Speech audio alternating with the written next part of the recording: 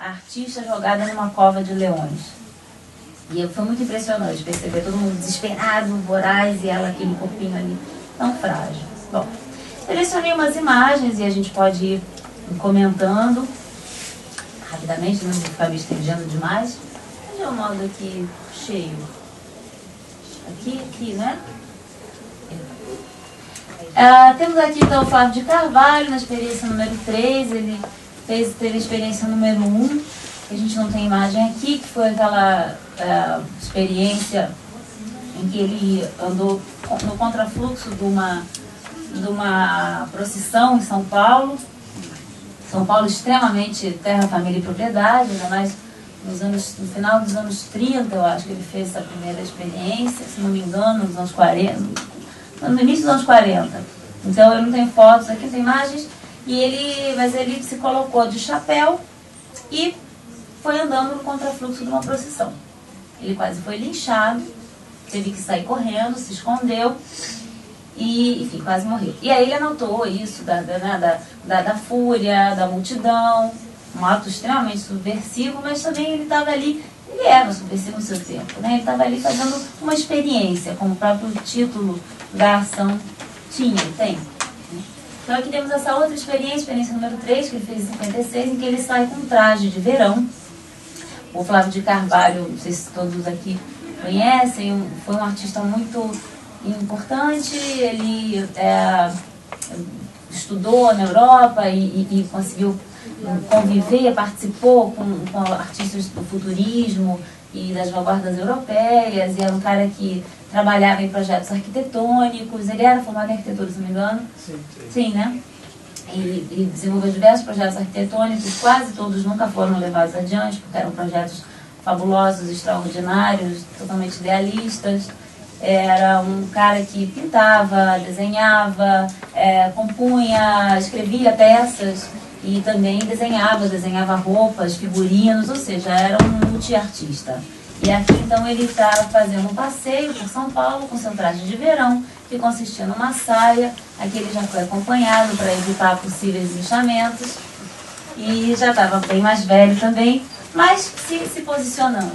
E aí a gente também pensa aqui de que forma a gente está se posicionando politicamente. Precisa ser de uma forma aberta, não é? O que é o se posicionar politicamente? É você discutir um assunto, determinado assunto, e levar para um bate-boca, ou se colocar, se posicionar do modo parcial diante de uma determinada questão.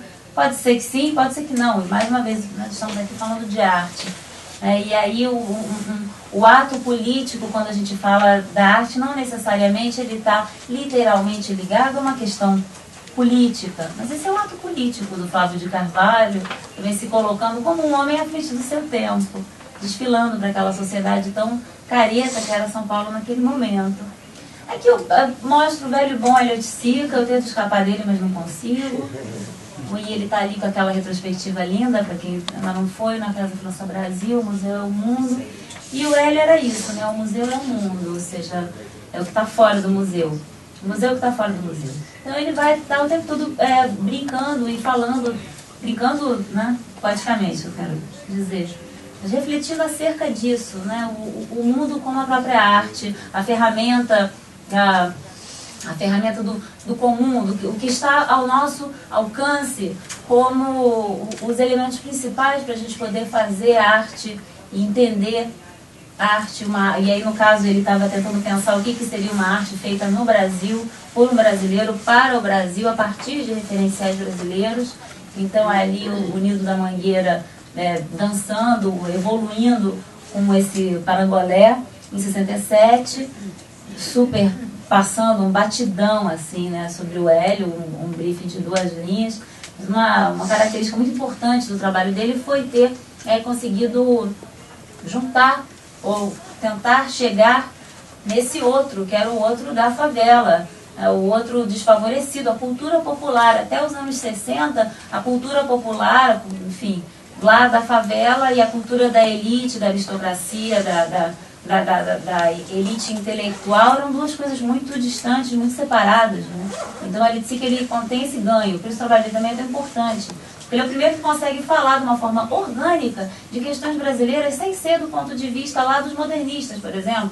E vão estar discutindo o modelo europeu, só que com cores de Brasil.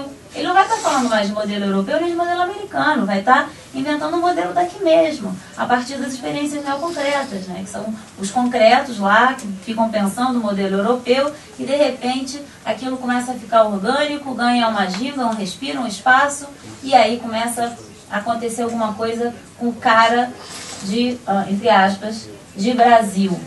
E aí é o momento, ainda neste momento, a discussão sobre a identidade na arte no Brasil é muito forte. Eu acho que isso é uma coisa que houve um esvaziamento político na produção de arte contemporânea nos últimos 20 anos.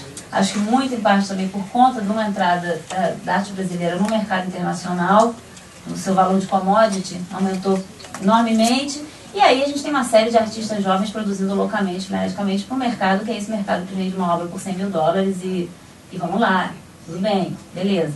A gente também está aqui fazendo um festival que tem patrocínio, que tem dinheiro, graças a Deus a gente trabalha do nosso trabalho com arte. Mas é super importante esse tipo de reflexão para a gente não se perder também, né? Para a gente entender o que a gente está fazendo, porque trabalhar com arte, criar é resistir, né?